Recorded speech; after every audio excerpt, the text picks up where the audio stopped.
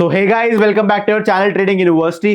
तो दोस्तों एक और बेहतरीन वीडियो आज मैं लेके आ चुका हूं आप लोगों के लिए। तो दोस्तों जीरो डीटी होती क्या है, मतलब क्या होता है और इसको कैसे ट्रेड करा जाता है, दोस्तों सारी बातें करने वाले हैं।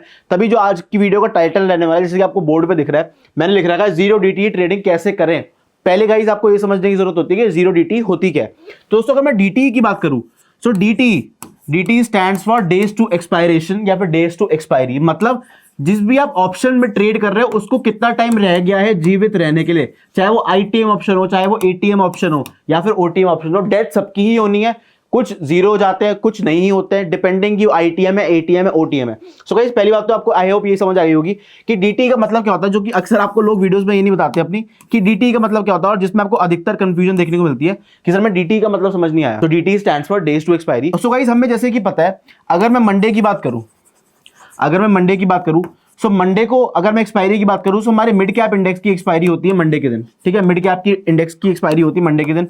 ट्यूसडे के दिन अगर मैं बात करूं दोस्तों, सो ट्यूसडे के दिन आपकी एक्सपायरी होती है सीएनएक्स फाइनेंस की, जो कि हमारे फिन निफ्टी के नाम से जाना जाता है। ठीक है, सीएनएक्स फिन निफ्टी कह लो या सीएनएक्स फाइनेंस कह सकते हो आप। ठीक है, जिसको हम सीएनएक्स फाइनेंस के नाम से जानते हैं, बट फिन निफ्टी उसका फ्यूचर्स कॉन्ट्रैक्ट होता है, इसलिए उसको हम फिन निफ्टी बोलते हैं। दोस्तों वेडनेसडे को एक्सपायरी होती है आपके बैंक निफ्टी की। ठीक है, थर्सडे को एक्सपायरी किस चीज की होती है, थर्सडे को एक्सपायरी होती है हमारे प्यारे निफ्टी की। थर्सडे को एक्सपायरी होती है दोस्तों निफ्टी की। और गाइस अगर मैं बात करूं फ्राइडे के दिन की, तो फ्राइडे को एक्सपायरी होती है हमारे बीएससी बॉम्बे स्टॉक एक्सचेंज के चहीता और सबसे पुराने सेंसेक्स की। ठीक है, तो गाइस होता क्या है, अगर मैं मिड कैप के ऑप्शंस की बात करूं, सो मिड कैप के ऑप्शंस की मैं बात करूं, सो उनको जीने के लिए जीरो डीटी रह गया है, मतलब जीरो डेज रह गए हैं to expiry. So zero DT का यही मतलब होता है कि अगर मैं मिड कैप इंडेक्स को, अगर मैं मंडे को मिड कैप में ट्रेड कर रहा हूं ना, सो मैं कुछ भी ट्रेड कर रहा हूं आपके जीरो डीटी के अंदर आएगा। वो जीरो डीटी के अंदर इसलिए आएगा क्योंकि जो उनके ऑप्शंस है उसको जीवित रहने के लिए बस शून्य दिन बच गए, मतलब उनकी एक्सपायरी क्योंकि आज ही है। सेम गोस फॉर ट्यूसडे, अगर आप कुछ भी ट्रेड कर रहे हो फिन निफ्टी में, वो जीरो डीटी के अंदर आ जाएगा क्योंकि इसमें भी जीरो डेज रह गए हैं ऑप्शंस को जीवित रहने के लिए। वेडनेसडे के दिन आप ट्रेड कर रहे हो, अगेन बैंक निफ्टी में जीरो डीटी, कुछ भी कर लो आप डेल्टा न्यूट्रल कर रहे हो, आप स्ट्रैंगल कर रहे हो, आप स्ट्रैडल कर रहे हो, आप इनवर्स स्ट्रैंगल कर रहे हो, आप इनवर्स स्ट्रैडल कर रहे हो, आप कोई भी पोजीशन कर रहे हो किसी भी इंडेक्स में, अगर उसकी आज एक्सपायरी है, सो आपकी जीरो डीटी के अंदर आ जाएगी। ठीक है, थर्सडे के दिन अगेन गोस फॉर निफ्टी। अगर मैं फ्राइडे की बात करूं तो again for Sensex.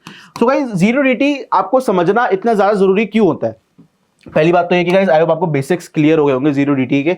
So why आज की वीडियो में आप लोगों के लिए क्यों बना रहा हूं, सो गाइस व्हाई का आंसर मैं आपको देता हूं। सो गाइस होता क्या है, दो तरीके के ट्रेडर्स होते हैं अगेन, एक होते हैं हमारे बायर्स, एक होते हैं हमारे सेलर्स। ठीक है, बायर्स आर ऑप्शन बायर्स, ठीक है, sellers are again option sellers. ठीक है, कुछ लोग ऑप्शन बाइंग करते हैं, कुछ लोग ऑप्शन सेलिंग करते हैं। स्पेशली अगर मैं बात करूं एक्सपायरी वाले दिन की, एक्सपायरी डे की अगर मैं बात करूं, ठीक है, सबसे ज्यादा आपको बाइंग की ट्रेड्स एक्सपायरी वाले दिन देखने को मिलती है क्योंकि उस टाइम जो ऑप्शंस होते हैं वो बहुत ज्यादा सस्ते होते हैं, दे आर वेरी चीप। ठीक है, जो लॉट आपका किसी टाइम पे, अगर मान लीजिए अपने स्टार्टिंग में इतनी मार्केट मूवमेंट हो चुकी है, मैं बात करूं इंट्रिंसिक और टाइम वैल्यू कंबाइन करके, जो 100 रुपए का प्रीमियम आपको मिलता था, हो सकता है एक्सपायरी वाले दिन आपको 20 रुपए का मिले। क्यों? क्योंकि ये खाली अपनी टाइम वैल्यू पे आप सर्वाइव कर रहा है। This is an OTM, out of the money option. ठीक है, 10, 15, 20 रुपए तक के जो ऑप्शन होते हैं, ठीक है, 30 रुपए तक के भी, 40 रुपए तक के भी, ये आपके ओटीएम ऑप्शन होते हैं। डे की स्टार्टिंग में जो आपको पता है डी के कर करके कभी काफी बार 5-10 रुपए के आ जाते हैं।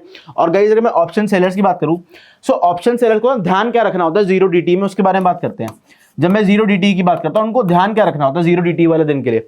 सो ऑप्शन सेलर्स को मेन पॉइंट जो ध्यान रखना पड़ता है ना, अगर मैं बात करूं जीरो डीटी के लिए, वो ये होता है कि वो जो हेज बाय करते हैं ना, वो लोग जो हेज बाय करते हैं, मैं ये हेज बाय क्यों करते हैं? For margin benefit.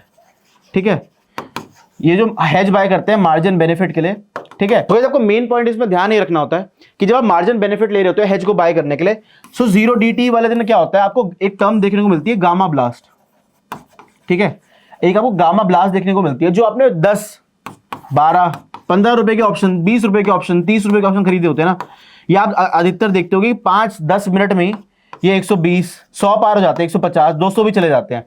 तो होता क्या है, जिस ऑप्शन को आपने बाय किया था as a hedge margin benefit के लिए, तो कुछ टाइम के बाद आपका मार्जिन ही नहीं बचता। मतलब मार्जिन बेनिफिट तो आपको मिल चुका होता है जब स्टार्टिंग में ट्रेड एग्जीक्यूट करी होती है आपने, बट उसके बाद आपका मार्जिन ही नहीं बचता। All because of gamma blast, all because of कि आज के दिन उस इंडेक्स की एक्सपायरी है। तो इसलिए जीरो डीटी की अगर मैं बात करता हूं ना दोस्तों, जीरो डीटी में मेन पॉइंट सबसे ज्यादा हमें यही ध्यान रखना होता है, एक ऑप्शन बायर के लिए सबसे ज्यादा ध्यान इसलिए रखना होता है क्योंकि वो जो 100 रुपए के प्रीमियम खरीदते हैं, 150 रुपए के प्रीमियम खरीदते हैं, 100 रुपए से अधिक, 80 रुपए से अधिक, 50 रुपए से अधिक प्रीमियम खरीदते हैं, वो कब डीके कर करके 50% के रह जाएंगे ना, पता भी नहीं चलेगा। ठीक है, 50% के रह जाएंगे, पता भी नहीं चलेगा। जब भी गाइस जीरो डीटी वाले दिन ट्रेड कर रहे हो तो जिस इंडेक्स की एक्सपायरी में आप ट्रेड कर रहे होते हो, सबसे ज्यादा मेन पॉइंट आपका ध्यान रखने को ही होता है कि हमें बिना एसएल के ट्रेड नहीं करना। कुछ भी हो जाए, कुछ भी हो जाए, कोई कुछ ना कितना भी कहता रहे कि भैया एसएल मत लगाया करो, ये कैंडल तुम्हारा एसएल खा के जाएगी, जो मर्जी बोलता रहे, एसएल नीचे लगा लो। अगर आपको लग रहा है ना यहां से एसएल खा के जाएगी, उसके भी नीचे लगाओ, बट एसएल लगाओ जरूर। क्यों भैया, ये जो मार्जिन बेनिफिट ऑप्शन सेलर्स लेते हैं ना, अगर इनका जो हेज होता है वो इतना भाग जाए, इनको मार्जिन ही नहीं बचता, इनके पास मार्जिन ही नहीं बचता। जिस दिन ऑप्शन सेलर की तिजोरी खाली, उस दिन ऑप्शन बायर की जेब भरी हुई होती है। इसलिए कहते हैं जितना पैसा ये हेज इतना भाग जाता है ना, ये सारा पैसा पता है किसके पास आता है? ये पैसा आता है ऑप्शन बायर के पास।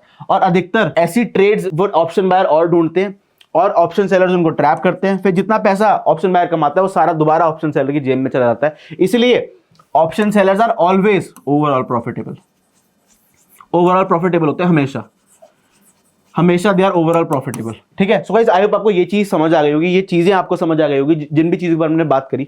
अगर मैं बात करूं ऑप्शन बायर की, अगर मैं बात करूं ऑप्शन सेलर की, जो भी हमने बात करी जीरो डीटी के ऊपर कि कितना ज्यादा इंपॉर्टेंट डे होता है, कितना ज्यादा आपको ध्यान रखना होता है अगर किसी इंडेक्स की एक्सपायरी है, अगर आप उसको ट्रेड कर रहे हो तो किस हिसाब से हमें ट्रेड करना होता है। आई होप आपको सारी चीज समझ आ गई होंगी। ऑप्शन बायर गलती क्या करता है? एसएल नहीं लगाता, तो वो जो रेट टूटता है ना जीरो डीटी वाले दिन ऑप्शंस का, एक तरफ की अगर मूवमेंट आ जाती है और अगर आपने एसएल नहीं लगा रखा, आपका पूरा कैपिटल इरोड हो जाएगा। और अगर आपने अपने हेज में एसएल नहीं लगा रखा होगा ऑप्शन सेलिंग की ट्रेड में, तो आपको मेन पॉइंट सबसे ज्यादा दिक्कत आपको इसलिए फेस होती है क्योंकि आपका वो हेज इतना भाग जाएगा, जिस मार्जिन बेनिफिट के लिए लिया था ना वो मार्जिन नहीं बचता। सो गाइस आई होप आपको ये चीज क्लियर हो गई होगी कि जिस दिन जिस इंडेक्स की एक्सपायरी है, आप कोई भी स्ट्रैटेजी उसमें ट्रेड कर रहे होते हो वो जीरो डीटी के अंदर ही आती है। और हमें कितना ज्यादा ध्यान रखना पड़ता है, अपने कैपिटल को कितना ज्यादा बचाना पड़ता है, क्योंकि इतना ज्यादा मैं बोलूंगा ऑप्शन में मूवमेंट हमें एक्सपायरी वाले दिन देखने को मिलती है, या तो बिल्कुल ही मूवमेंट नहीं देखने को मिलती, और अगर आती है तो इतनी ज्यादा मूवमेंट आती है कि आप लोग उस ट्रेड को हैंडल नहीं कर पाते, आप उसको एडजस्ट नहीं कर पाते। हमें जिस तरीके की एडजस्टमेंट्स अपनी ट्रेड में करनी होती है अपना कैपिटल बचाने के लिए, हम उस तरीके की एडजस्टमेंट्स नहीं कर पाते अपने ट्रेड को बचाने के लिए। सो गाइस आई होप आपको एक बेहतरीन वीडियो और एक ब्रीफ वीडियो जीरो डीटी के ऊपर समझ आ गई होगी, और उसको कैसे मतलब मैं बोलूंगा ट्रेड करा जाता है, कैसे बचा जाता है जब आपका कैपिटल उड़ने वाला होता है, सारी चीजें आपको समझ आ गई होंगी। सो गाइस अगर आप लोगों के पास डीमैट अकाउंट नहीं है, so free links demat account opening के आपको डिस्क्रिप्शन बॉक्स में मिल जाएंगे। So you can go and open a free demat account now and you can start trading in stock market. So guys thank you watching all our videos, please like share subscribe to our channel. और guys बिना comment करे हमारी videos पे मत जाना, like करे बिना मत जाना, और जितने भी बेसिक से बेसिक आपके डाउट है उनको कमेंट सेक्शन में जरूर मेंशन कर देना। मैं एक एक क्वेरी का आपका पर्सनली आंसर करता हूं, जैसे कि आपको स्टार्टिंग से पता है, आपको फाइनेंस रिलेटेड, आपको स्टॉक मार्केट से रिलेटेड जो भी बेसिक से बेसिक डाउट है उसको कमेंट सेक्शन में जरूर लिख देना, मैं खुद पर्सनली आंसर करूंगा एक एक आपकी query. So guys we'll be back with another great video for you. Thank you so much guys for watching. See you. Bye.